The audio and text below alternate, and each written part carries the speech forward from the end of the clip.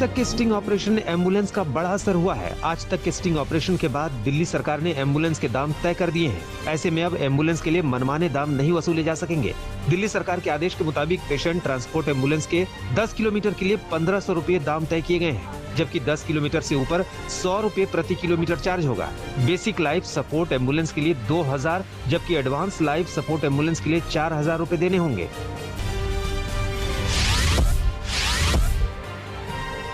Ambulance service को लेकर दिल्ली सरकार ने अपने आदेश में साफ किया है कि अधिकतम दरों में सभी सर्विस जैसे ऑक्सीजन, एम्बुलेंस उपकरण, PPE kit, gloves, mask, sanitisation, driver, EMT, driver का चार्ज भी शामिल होगा। तय रेट से ज्यादा पैसे वसूलने वालों पर सख्त कार्रवाई की जाएगी, जिसके मुताबिक एम्बुलेंस ड्राइवर का ड्राइविंग लाइसेंस कैंसिल किया जा सकता है, एम्बुलेंस का रजिस्ट्रेशन सर्टिफिकेट कैंसिल किया जा सकता है, साथ ही एम्बुलेंस पर प्रतिबंध भी लगाया जा सकता है। दिल्ली में पहली बार 730 मीट्रिक टन ऑक्सीजन भेजे जाने पर अरविंद केजरीवाल ने पीएम मोदी का आभार जताया है। अरविंद केजरीवाल ने कहा कि अगर दिल्ली को लगातार 700 मीट्रिक टन ऑक्सीजन की सप्लाई होती है तो ऑक्सीजन की कमी से मरीजों की मौत नहीं होगी। केजरीवाल ने कहा कि ऑक्सीजन की सप्लाई बढ़ने से अस्पतालों में मरीजों के लिए बेड भी बढ़ाए जा सकते हैं। केजरीवाल ने केंद्र सरकार से अपील की है कि अब दिल्ली में ऑक्सीजन की सप्लाई घटाई ना जाए। पहली बार केंद्र सरकार ने 730 टन ऑक्सीजन भेजी है। हम तहे दिल से दिल्ली की जनता की तरफ से उनका मुख्यमंत्री होने के नाते मैं केंद्र सरकार का बहुत बहुत शुक्रिया अदा करता हूँ। जब तक ये कोरोना की सेकंड वेव कम नहीं हो जाती, हमें डेली 700 टन ऑक्सीजन की ज़रूरत है। ऐसा ना हो कि कल 700 टन आई और आज फिर से 400-300 टन आ जाए, फिर से सारे अस्पतालों के अंदर हाहाकार मच जाए। ऑक्सीजन की सप्लाई को लेकर सुप्रीम कोर्ट में सुनवाई के दौरान केंद्र सरकार ने कहा, दिल्ली के अलावा अन्य राज्य भी हैं जहां पर ऑक्सीजन की डिमांड बढ़ रही है। राजस्थान, हिमाचल प्रदेश, जम्मू कश्मीर जैसे राज्यों में ऑक्सीजन की मांग लगातार बढ़ती जा रही है। जब सुप्रीम कोर्ट की ओर से कहा गया कि आप ऑक्सीजन बढ़ाइए क्योंकि दिल्ली को 700 मीट्रिक टन ऑक्सीजन देना होगा, इस पर केंद्र सरकार ने कहा कि ऐसी सूरत में अन्य राज्यों की ऑक्सीजन सप्लाई में कटौती करनी होगी। कोरोना वायरस संक्रमण की दूसरी लहर का सामना कर रही राजधानी दिल्ली में 19,133 नए केस आए हैं, जबकि कोरोना के चलते 335 लोगों की मौत हुई है। राजधानी दिल्ली में फिलहाल कोरोना के 90,000 से ज्यादा एक्टिव केस हैं।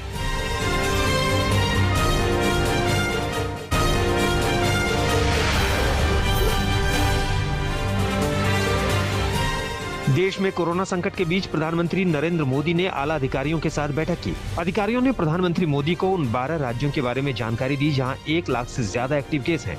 बैठक में पीएम मोदी ने अधिकारियों को राज्यों की स्वास्थ्य सेवाओं के बुनियादी ढांचे में सुधार के लिए सहायता करने का निर्देश दिया।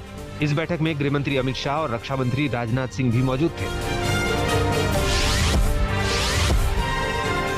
कोरोना संकट पर अधिकारियों के साथ बैठक के बाद पीएम मोदी ने तेलंगाना, आंध्र प्रदेश, ओडिशा और झारखंड के मुख्यमंत्रियों से बात की और इन राज्यों में कोरोना के हालात को लेकर चर्चा की। 4 राज्यों के साथ पीएम मोदी ने जम्मू कश्मीर और पुदुचेरी के उपराज्यपाल से भी बातचीत की।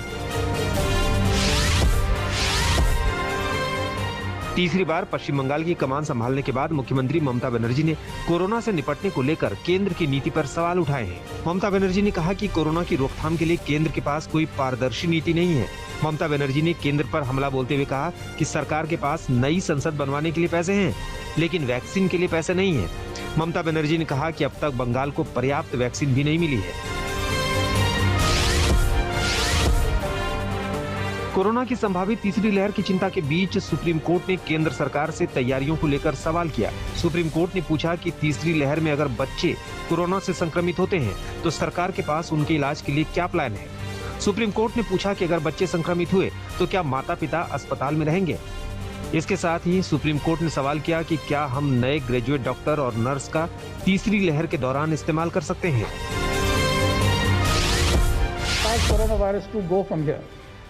A phase 3 is inevitable, given the high levels of circulating virus, but it's not clear on what time scale this phase 3 will occur.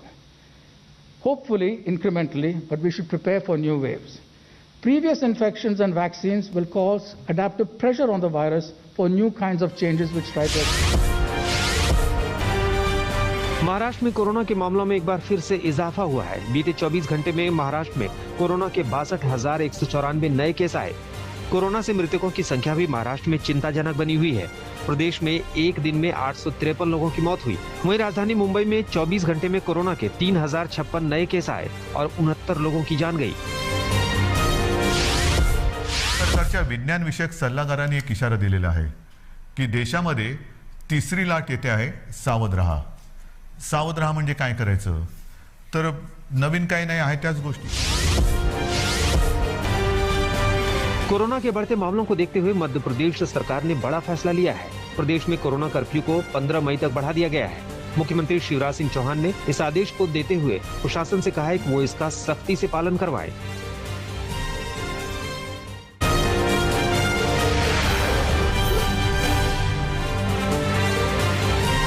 UP में कोरोना के 26,780 नए केस आए हैं, जबकि 28,000 से ज्यादा मरीज ठीक हुए।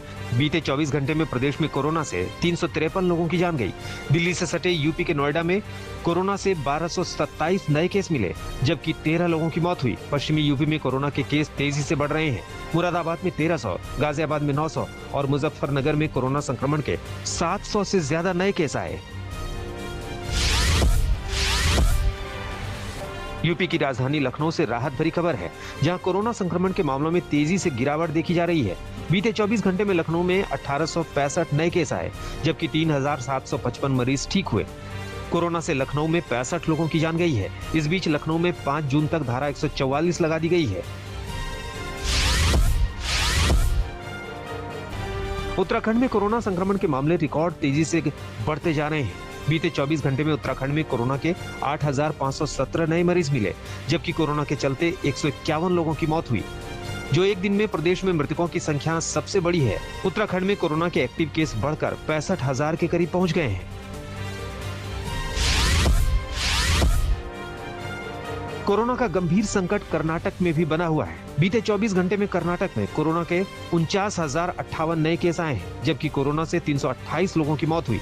राज्य की राजधानी बेंगलुरु में कोरोना का सबसे ज्यादा कहर है, जहां 23,000 से ज्यादा नए केस आए हैं। दक्षिण के राज्य केरल में भी कोरोना संक्रमण लगातार बढ़ता जा रहा है। एक दिन में केरल में कोरोना के 42,464 नए केस आए हैं, जबकि कोरोना के चलते 63 मरीजों की मौत हुई। प्रदेश में फिलहाल 3,91,000 के करीब एक्टिव केस हैं। गुजरात में काफी दिनों बाद कोरोना के नए मरीजों की तुलना में ठीक होने वाले मरीज बढ़े हैं। प्रदेश में कोरोना के 12,445 नए केस आए, जबकि 13,021 मरीज ठीक हुए। प्रदेश में कोरोना से 123 लोगों की जान गई है। गुजरात में कोरोना के सबसे ज्यादा केस अहमदाबाद से सामने आ रहे हैं, जहां 3,800 से ज्यादा नए मरीज मिले। गुजरात हाईकोर्ट की फटकार के बाद गुजरात सरकार ने कोरोना मरीजों के लिए पॉलिसी का ऐलान कर दिया। गुजरात सरकार के आदेश के मुताबिक 108 एम्बुलेंस या प्राइवेट गाड़ी में आने वाले हर मरीज को अस्पताल में भर्ती करना होगा। RT-PCR टेस्ट के बिना भी कोरोना के लक्षण वाले मरीजों को अस्पताल में भर्ती करना होगा। इसके साथ ही सरकार ने हर मरीज के इलाज और जरूरतमंद मरीजों को ऑक्सीजन मुहैया कराने की भी बात कही है।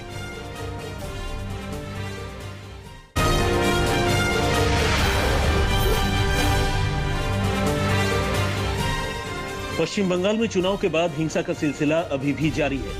केंद्रीय मंत्री मुरलीधरन के काफिले पर हुए हमले के बाद ममता बनर्जी ने केंद्र सरकार और बीजेपी पर हमला बोला।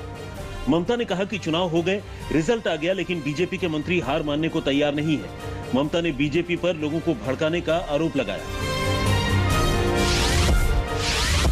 আমরা চাই না কোনো হিংসা হোক বা কিছু হোক, কিন্তু আমি দেখতে পাচ্ছি কিছু সেন্ট্রাল মিনিস্টাররা প্রয়োজন নেই, যখন পলিটিক্যাল সমস্ত কিছু বন্ধ করে দেওয়া হয়েছে, পলিটিক্যাল মিছিল মিটিং সব কোভিডের জন্য, তখন তারা কেন গ্রামে গ্রামে গিয়ে উস্কাচ্ছেন আর দাঙ্গার প্ররোচনা দিচ্ছেন আমি জানি না। আমার রিকোয়েস্ট থাকবে এরকম দাঙ্গার প্ররোচনা দিয়ে যেন পরিস্থিতি তারা খারাপ না করে। আর বিশেষ করে বিজেপি যে জায়গাগুলো জিতেছে, আমরা একটা ব্ল্যাক স্পটের জায়গা বের করেছি, কোথায় কোথায় অ্যাকচুয়াল গন্ডগোলগুলো ঘটেছে। कुछ लोग पत्थर, लकड़ी ये सब लेके हमें घेरा और हमें आगे बढ़ने में रोका। पुलिस को और मेरी गाड़ी को वहाँ से वापस लेना पड़ा, और जब वापस लिया तो मेरी गाड़ी के ऊपर और पुलिस का जो पायलट गाड़ी है उसके ऊपर अटैक हुआ, उसका ग्लास टूट गया है। मुख्यमंत्री ममता बनर्जी ने कूच बिहार जिले के फायरिंग में मारे गए लोगों के परिजन को होमगार्ड की नौकरी देने की घोषणा की है। साथ ही चुनाव के बाद हुई हिंसा में मारे गए 16 लोगों को 2-2 लाख रुपए की सहायता राशि देने का ऐलान किया है। ममता ने भरोसा दिया कि चुनाव के बाद प्रदेश में हुई इस हिंसा में मृतकों के परिजनों को बिना किसी भेदभाव के मुआवजा दिया जाएगा। बाराबंकी में हैरान करने वाला वाकया सामने आया। चुनाव हारने से नाराज पूर्व प्रधान ने जेसीबी से गांव की सड़क खुदवा दी। इस दौरान ग्रामीण बस चुपचाप ताकते रह गए। ये सड़क पूर्व प्रधान ने अपने कार्यकाल में ग्रामवासियों के लिए बनवाई थी, लेकिन चुनाव परिणाम आने पर उसे हार बर्दाश्त नहीं हुई। तकरीबन 200 मीटर सड़क का नामो निशान मिटा दिया। सड़क खोदे जाने पर ग्रामीण आक्रोशित हो गए और जिले के अफसरों से इसकी शिकायत कर दी। कुलभूषण जाधव की मौत की सजा के मामले में सुनवाई कर रहे एक पाकिस्तानी कोर्ट ने भारत से कानूनी कार्यवाही में सहयोग करने के लिए कहा है। कोर्ट ने साथ ही कहा कि अदालत में पेश होने का मतलब संप्रभुता से छूट नहीं है। बुधवार को पाकिस्तान के कानून और न्याय मंत्रालय की याचिका पर सुनवाई शुरू हुई। इसमें कुलभूषण जाधव के लिए वकील नियुक्त करने की मांग की गई है। मुंबई में एक बड़ा हादसा टल गया। नागपुर से हैदराबाद जा रही एयर एम्बुलेंस की मुंबई में इमरजेंसी लैंडिंग कराई गई। एम्बुलेंस के नागपुर में टेक ऑफ करते ही एक पहिया खुल गया था, जिसकी वजह से प्लेन लैंड नहीं कर सका, जिसके बाद इसे मुंबई की ओर डाइवर्ट किया गया और पायलट की सूझबूझ की वजह से प्लेन को सुरक्षित उतारा जा सका।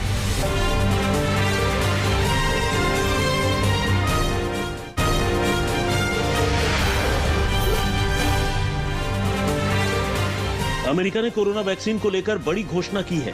बाइडेन प्रशासन ने कोरोना वैक्सीन पर पेटेंट को अस्थायी तौर पर खत्म करने का समर्थन किया है।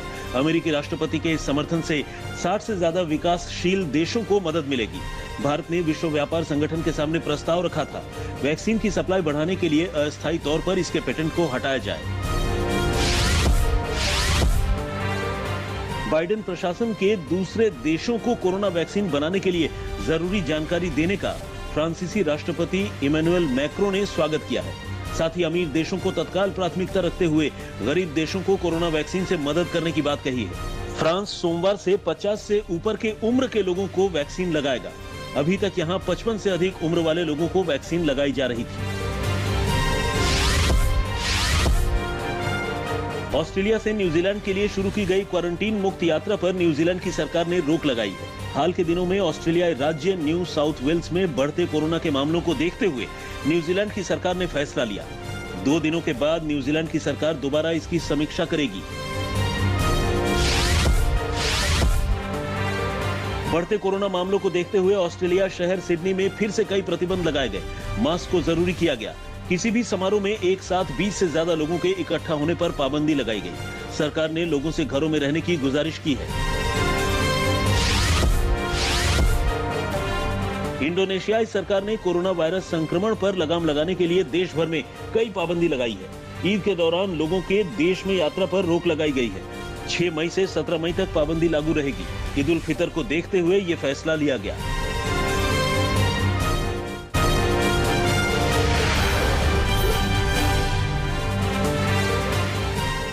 दुनिया भर में कोरोना से मरने वालों का आंकड़ा 32,59,000 के पार पहुंच गया है।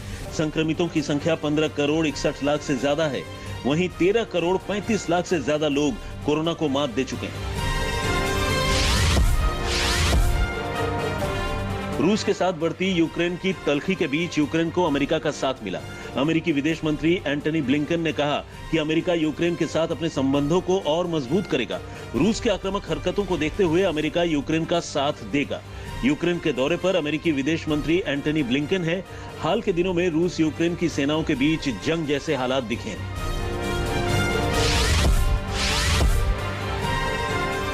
रूसी विदेश मंत्री सर्गेई लावरोव ने अमेरिका पर निशाना साधा।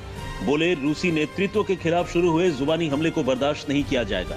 अमेरिका ने संयुक्त राष्ट्र सुरक्षा परिषद और यूरोपीय यूनियन के साथ मिलकर रूस पर कई प्रतिबंध लगाए हैं। आर्मेनियाई दौरे पर गए रूसी विदेश मंत्री ने पत्रकारों से बात करते हुए ये बात कही।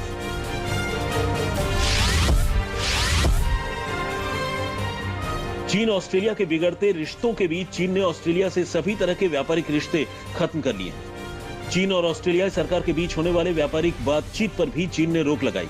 ऑस्ट्रेलिया ने बेल्ट एंड रोड इनिशिएटिव के 2 समझौतों को रद्द करने के बाद चीन ने यह कदम उठाया।